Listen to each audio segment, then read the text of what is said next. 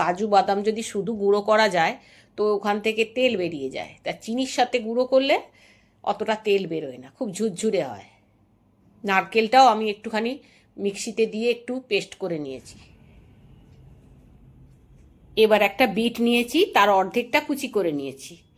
এটাকে একটু মিক্সিতে পেস্ট করে নেব, এর থেকে একটু জুস বার করে নেব।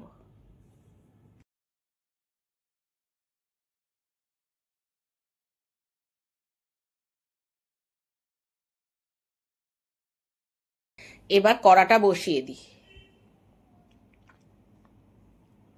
এর মধ্যে 2 চামচ ঘি দিয়েছি। এবার এর মধ্যে নারকেলটা দিয়ে দেব, দিয়ে একটু নাড়াচাড়া করে নেব। খুব বেশিক্ষণ নাড়াচাড়া না, অল্প একটু নাড়াচাড়া করে নিতে হবে। এই ঘিয়ের গন্ধটা হলে নারকেলের নাড়ুর টেস্টটা খুব সুন্দর হয়।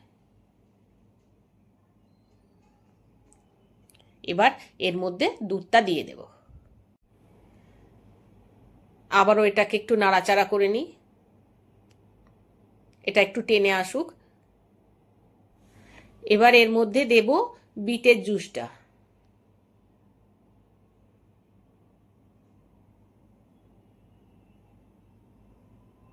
এখানে 4 টেবিল চামচ বিটের জুস আমি ব্যবহার করেছি।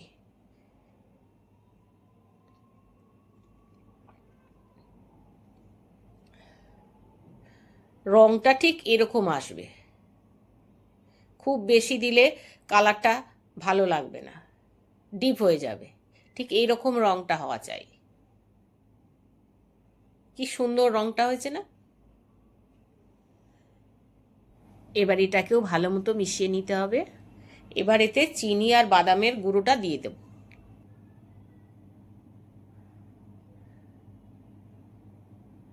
দেখো কত সুন্দর লাগছে। বেশি বিটের জুস দিলে কিন্তু এইরকম কালারটা আসবে না, একটা মাপ মতো দিতে হবে। আমি 4 চামচ ইউজ করেছি, একটু একটু করে দিতে হবে। এবার এতে আমি দেব মিল্ক মেড। খোয়া ক্ষীর দিলেও হয়, মিল্ক মেড দিলেও হয়। আমি এখানে মিল্ক মেড ইউজ করেছি।